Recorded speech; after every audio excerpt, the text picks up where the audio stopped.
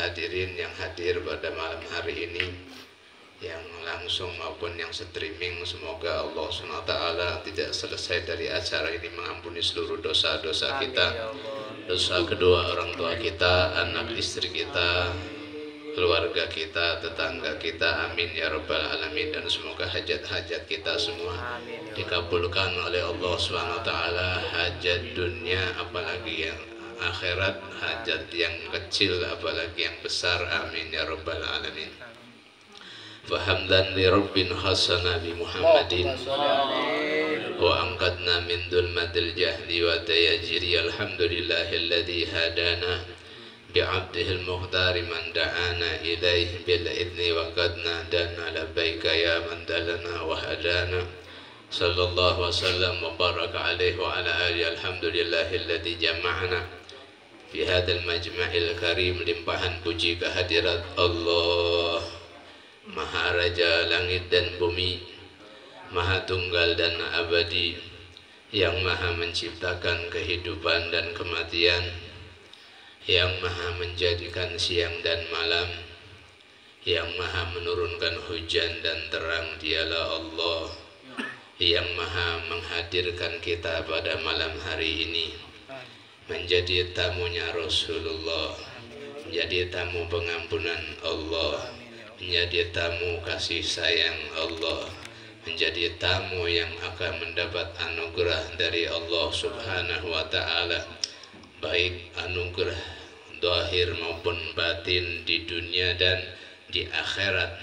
Demikian Rasul sallallahu alaihi wasallam memberikan penjelasan sebagaimana di dalam hadis yang diriwayatkan oleh Imam Tirmidzi, al-kais man dana nafsahu, orang yang cerdas adalah orang yang menahan hawa nafsunya, wa amila lima ba'dal mauti, dan ia beramal untuk setelah kehidupan dari kematian. Ya, inilah perkumpulan malam hari ini. Kita berkumpul demi untuk mengamalkan, untuk mencapai amal-amal yang baik di sisi Allah Subhanahu wa ta'ala. Karena demikianlah orang yang cerdas, orang yang pandai, maka ia akan menahan hawa nafsunya dari nafsu-nafsu yang buruk, karena nafsu cenderung untuk berbuat keburukan. Ya, maunya nafsu itu, ayo tiduran aja udah, ngapain majelis, pulang juga nggak bawa apa-apa, tidur aja udah, apalagi musim hujan, tidur di rumah ya hangat, apalagi yang punya istri, apalagi yang pengantin baru. Ya, ini semua kemalasan ini datangnya dari hawa nafsu. Maka Rasulullah SAW bersabda, al-kais man dana nafsahu, orang yang cerdas itu yang bisa menahan hawa nafsunya, wa amila lima ba'da mauti, ya, dan ia beramal untuk kehidupan setelah kematian, yaitu kehidupan di akhirat. Wal ajiz, dan orang yang bodoh, man atba'an nafsahu hawa, orang yang selalu mengikuti hawa nafsunya, wa tamanna 'ala Allah, dan ia hanya selalu berangan-angan pada Allah. Ya, hawa nafsunya selalu diikuti dan berangan-angan ia nanti bakal masuk surga, namun gak beramal di dunia. Ya, ini orang-orang seperti inilah yang disebut oleh Nabi, ya, orang-orang yang tidak mengerti atau orang yang bodoh, ya, hanya mementingkan kehidupan dunia yang sebentar bakal ditinggalkan, namun dia lupa beramal untuk kehidupan nanti di akhirat setelah kematian di dunia. Allah Subhanahu wa ta'ala menjanjikan bagi mereka yang beramal soleh di dunia, sebagaimana difirmankan, man amila solihan min dzakari aw unsa, ya, barang siapa yang beramal soleh, baik ia laki dan perempuan, ya, wa huwa mu'min, dan ia seorang yang mukmin, catatannya mukmin, beriman kepada Allah, beriman kepada Rasul, ya, mengimani segala apa yang dijadikan rukun iman. Ya. Kalau udah laki-laki perempuan beramal soleh ini kan berbuat baik, tapi ia tidak mukmin, nggak termasuk di dalamnya. Ya. Falanuhyiyannahu hayatan thayyibah, pasti akan kuberikan ia kehidupan yang baik, ya, di dunia, ya, sebelum di akhirat. Dia diganjar sama Allah kehidupan dunia dulu, pasti dunianya baik meskipun nggak kaya. Jangan standar kita melihat seorang yang baik, seorang yang senang dengan kekayaan. Mobilnya 3, kaya belum tentu. Ya, mungkin kaya bisa, tapi senang belum tentu. Yang dimaksud baik adalah kehidupan yang diridhoi oleh Allah Subhanahu wa Ta'ala. Ya, Allah ridho, Rasul ridho, itulah tenang di hati kita. Kita nggak ada penyelewengan, nggak ada pelanggaran syariah. Ya, ini adalah kehidupan yang baik. Dan Allah menjanjikan pasti akan kuberikan, ya, ia kehidupan yang baik di dunia. Bagaimana akhiratnya lebih lagi. Walanuhsiyannahu ajrohum bi ahsani ma kanu ya'malun. Bahkan Allah Subhanahu wa Ta'ala akan memberikan ganjaran untuk mereka yang berbuat baik, beramal soleh di dunia ini, dengan ganjaran nanti di akhirat yang lebih baik dari yang sekarang ia terima. Ya, mungkin di dunia, ya, dia dikasih kehidupan yang bahagia, yang senang, yang baik. Di akhirat nanti akan diganjar oleh Allah yang lebih lagi. Ya. Demikian Nabi SAW di dalam mengajarkan para sahabatnya, yang mereka ini langsung murid daripada Nabi Muhammad SAW. Rasulullah SAW ketika mengajarkan kepada para sahabatnya, ketika mereka sudah memeluk Islam, mereka dikumpulkan, ya, jadi satu para sahabat Nabi, dan menyebutkan seperti perkenalan, kau dari mana? Ya, saya dari Bani ini, saya dari Bani ini, saya dari Bani ini. Sampai giliran daripada sahabat Nabi yang bernama Salman. Lalu ada sahabat yang menanyakan, ya Salman, engkau diam saja, dari mana engkau? Maka Nabi yang menjawab, Salman minna min ahlil bait. Ya, Nabi SAW, karena Salman ini bukan dari bangsa Arab, namun dari Persia. Nabi SAW diutus oleh Allah bukan hanya untuk kaum Arab saja, bahkan dari Romawi, Persia, dari Habasah, para sahabat Nabi ini berdatangan yang beriman kepada Nabi SAW. Jadi syariatnya Nabi bukan untuk orang Arab saja, untuk semua. Wa ma arsalnaka illa rahmatan lil alamin. Dan tidak kuutus engkau wahai Muhammad kecuali menjadi rahmat bagi seluruh alam semesta. Ya. Bukan hanya kelompok, bahkan Nabi untuk semua alam semesta, termasuk binatang, termasuk jin yang tidak kelihatan. Ya. Ini Nabi SAW. Maka Nabi menghibur Sayyidina Salman karena ia bukan dari orang Arab. Beliau mengatakan, Salman minna min ahlil bait. Ya. Salman merupakan dari kami, dari keluarga kami. Langsung dijunjung oleh Nabi SAW, sehingga Salman merasa gembira karena ia sudah beriman kepada Nabi dan dianggap menjadi keluarganya Nabi Muhammad SAW. Demikian yang lainnya, Bilal, Sayyidina Bilal bin Rabah, ya, yang kehidupannya seorang budak, ya, yang terus disiksa ketika beriman kepada Nabi SAW, disiksa oleh majikannya dan kemudian dibebaskan oleh Sayyidina Abu Bakar As-Siddiq radhiyallahu ta'ala anhu, dibayar, dibebaskan dan ikut bersama Nabi SAW. Beliau dari Habasyah dan keimanannya, cintanya dengan Nabi Shallallahu Alaihi Wasallam, sehingga apa yang diajarkan oleh Nabi diamalkan oleh Sayyidina Bilal. Bahkan Nabi Shallallahu Alaihi Wasallam ada satu amalan-amalan yang Nabi tidak mengajarkannya, tapi Bilal mengerjakan. Namun Nabi tidak menyebutkan bid'ah. Ketika Nabi Shallallahu Alaihi Wasallam Isra wal Mi'raj, beliau mendengarkan langkah kaki dan ditanya, ternyata dia itu suara langkah kaki Sayyidina Bilal sudah sampai ke sorga.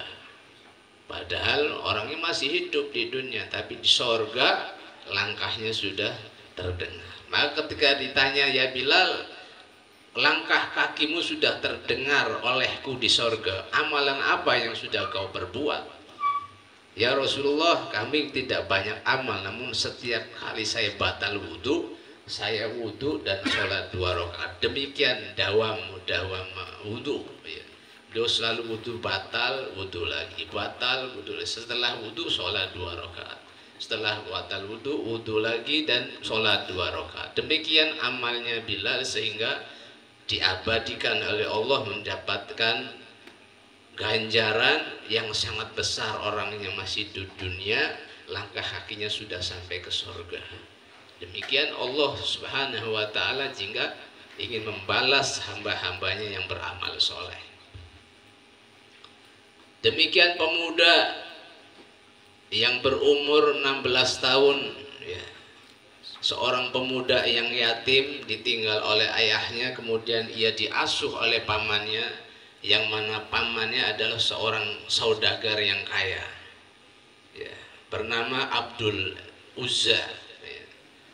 Namun ketika ia mendengar berita bahwa ada Nabi akhir zaman sudah diutus, ya, Nabi Muhammad, dan ia mendapatkan hidayah dari Allah dan beriman, maka pamannya ini mulai kesal, ya, karena ia tidak menyembah sesembahan yang sebelumnya, yaitu menyembah patung dan lain sebagainya. Maka pamannya, ya, mengambil semua harta yang diberikan, ya, semua diambil, sehingga pamannya hanya ngasih kain yang kasar seperti karung dan dibelah menjadi 2 hanya untuk menutupi bagian bawahnya dan atasnya. Lalu ia pun pergi dan menghampiri Nabi Sallallahu Alaihi Wasallam, ya, untuk berhijrah. Maka sesampainya kepada Nabi Sallallahu Alaihi Wasallam lalu ditanya, engkau siapa? Ana Abdul Uzza. Ya. Siapa? Saya Abdul Uzza. Bukan, engkau adalah Abdullah Dzul Bijadain.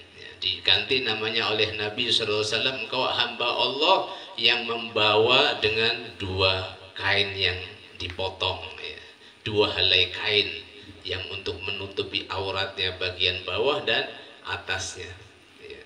Padahal sebelumnya ia kehidupannya sangatlah, ya, berlimpah harta diberikan oleh pamannya. Namun ketika sudah beriman kepada Nabi, ia rela ikhlas untuk meninggalkan semua hartanya demi untuk akhiratnya itu menemui Nabi Shallallahu Alaihi Wasallam.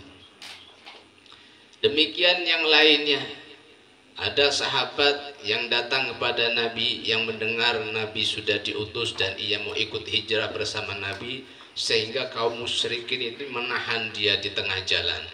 Dia membawa seluruh hartanya untuk hijrah kepada Nabi Sallallahu Alaihi Wasallam. Namun ketika ditahan, apa yang terjadi? Dia hanya menyampaikan, silahkan kau ambil semua hartaku asal kau bisa melepaskan diriku dan aku bisa ketemu dengan Nabi Muhammad Sallallahu Alaihi Wasallam. Maka mereka pun setuju, semua hartanya dirampok, ia hanya pergi dengan membawa apa yang ada di dirinya saja. Sehingga sampai kepada Nabi dan diceritakan, Nabi sangat mendoakan, kau sangat beruntung, perdaganganmu, perhitunganmu dengan Allah Subhanahu wa ta'ala akan diganjar yang lebih lagi nanti di akhirat. Ya.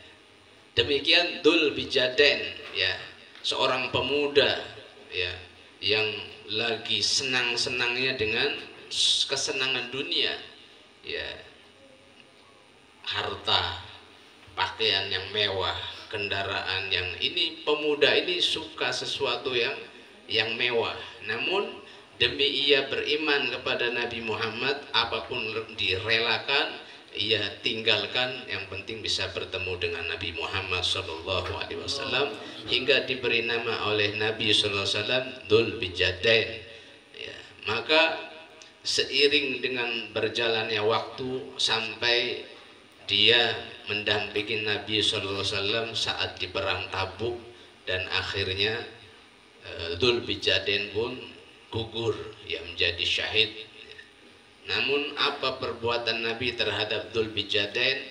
Nabi SAW mengangkat jenazahnya dengan tangan mulia beliau dan menguburkannya seraya berdoa, Allahumma inni, wahai Allah, sungguh aku ridho dengan Dzul Bijadain, maka engkau ridhoilah ia. Maka berkata Sayyidina Abdullah bin Mas'ud, seandainya saja itu yang wafat saya, aku akan sangat beruntung sebagaimana Dzul Bijadain yang mendapat doa langsung dari Nabi SAW, dan Nabi mendoakannya agar Allah pun ridho kepadanya karena Nabi sudah ridho kepadanya. Ini ridho langsung dari Nabi SAW dan mendoakan agar Allah pun meridhoinya. Ini yang sangat dicemburui oleh sahabat Sayyidina Abdullah bin Mas'ud, ya, saking kedudukannya tinggi di sisi Allah Subhanahu wa taala, orang-orang yang berjuang demi Nabi Muhammad sallallahu alaihi wasallam. Demikian para wanita yang membantu, ya, membantu di seputarannya Nabi sallallahu alaihi wasallam, hingga ada sahabiah, seorang sahabat dari kalangan wanita, ya, yang bernama Nasibah binti Ka'ab al-Ansariyah, ya, ia mendatangi Nabi sallallahu alaihi wasallam, dan ketika ada seruan jihad ia pun mendaftarkan diri. Wahai engkau Nasibah, engkau ingin pergi jihad juga? Ini jihad untuk orang laki khusus, enggak ada perempuan ikut jihad. Namun ia ingin berkhidmat, ya Rasulullah, saya walaupun hanya merawat orang yang terluka atau menyiapkan minuman makanan mungkin. Akhirnya diizinkan oleh Nabi SAW untuk berangkat. Namun di medan laga, di medan tempur, maka saat itu umat Islam dalam kewalahan, ya, terdapat kekalahan. Akhirnya Nasibah yang sedang merawat orang yang terkena panah dan lain sebagainya, umat muslim, ya, dia sedang dalam kekalahan dan merawat, tiba-tiba mendengar suara, ya, suara nggak jauh dari dirinya yang mengatakan, hari ini Islam dalam keadaan kalah, dan hari ini juga saya atau Muhammad yang mati. Dia sudah bertekad akan membunuh Nabi Muhammad SAW. Hari ini akan kupastikan saya atau Muhammad yang mati. Maka Nasibah, ya, sebagai sahabiah yang beriman kepada Nabi, seorang yang dididik oleh Nabi SAW, gusar hatinya, ya, tidak terima, tidak tenang kehidupannya karena mendengar bahwa orang yang selama ini ia cintai, orang yang selama ia ini mendidiknya dengan ajaran dan akhlakul karimah yang luar biasa, akan dibunuh oleh orang kafir, ya, yang barusan didengar. Maka Nasibah pun beralih fungsi, ya, sehingga ia tidak mengambil obat-obatan lagi, dia mencari pedang untuk membunuh orang yang akan membunuh Nabi Muhammad SAW. Maka diambillah pedang tersebut dan langsung mencari orangnya. Di situ, ya, terjadi peperangan, ya, satu melawan satu, hingga Nasibah tertikam oleh dengan pedang musuhnya, sehingga darah mengeluar, ya, muncrat, ya, mengucur sehingga dilihat oleh anaknya yang saat itu juga ikut perang di medan laga. Maka anaknya pun mendekati, wahai ibu, engkau kenapa, engkau kenapa, darahmu banyak mengucur. Namun apa kata ibu ini yang cinta kepada Nabi SAW? Wahai anakku, engkau jangan pedulikan aku, engkau tolonglah Nabi Muhammad, engkau lindungilah Nabi Muhammad. Saya enggak rela kalau Nabi Muhammad sampai terluka. Demikian orang-orang yang sangat mencintai Nabi Muhammad SAW, mereka rela mati, mereka rela berkorban, harta bahkan nyawanya dikorbankan untuk Nabi Muhammad SAW. Maka merekalah para sahabat Nabi yang mempunyai keimanan yang kuat, yang akan mendapatkan nanti di akhirat ganjaran-ganjaran dari Allah Subhanahu wa Ta'ala. Demikian orang-orang yang mencintai Nabi SAW.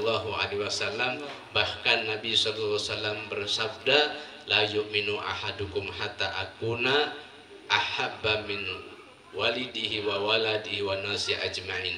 Tidak sempurna keimanan seorang sebelum aku dicintainya melebihi cintanya kepada orang tuanya, melebihi cintanya kepada anak-anaknya, melebihi cintanya kepada semua manusia dan semua yang ada. Itu baru iman yang sempurna. Demikian keimanan para sahabat Nabi SAW, yang ia terus beramal soleh membela Nabi SAW dengan mengharap ganjaran nanti di akhirat agar mendapatkan keuntungan dan kedudukan tinggi di sisi Allah Subhanahu wa Ta'ala. Dan semoga kita semua mendapatkan pahalanya. Kita sedikit demi sedikit, walaupun hanya menyiapkan waktu untuk hadir di majelis, walaupun hanya mengorbankan sedikit untuk lebih lancarnya majelis ini, namun pengorbanan yang sedikit ini semoga diterima oleh Allah Subhanahu wa Ta'ala, dan Nabi Muhammad memperhatikan kita, pengorbanan kita tidak sia-sia. Dan hidupkanlah sunnah-sunnah sang Nabi SAW. Jika kita mencintai Nabi, hidupkan sunnah-sunnahnya, tuntunannya di rumah kita, di rumah tangga kita, di masyarakat kita, di diri kita. Bagaimana cara makan minumnya, bagaimana cara jalan dan duduknya, bagaimana cara wudhunya, bagaimana cara sholatnya, bagaimana cara bermasyarakatnya, bagaimana cara berdagangnya, bagaimana cara kerjanya. Semuanya mengikuti tuntunan sang Nabi SAW. Maka orang seperti inilah orang yang akan mendapat kehidupan yang baik di dunia apalagi di akhirat. Semoga yang sedikit ini bermanfaat. Semoga Allah SWT memberikan taufik kepada kita sehingga bisa meneladani Nabi SAW hingga sampai akhir hayat kita, memperjuangkan dakwah Nabi SAW. Amin ya rabbal alamin. Hakadha minni wal afu minkum. Wassallallahu ala sayyidina Muhammadin wasallam. Walhamdulillahi rabbil alamin. Doa maulid kami mintakan untuk Habib Luqman bin Hashim Pashiban.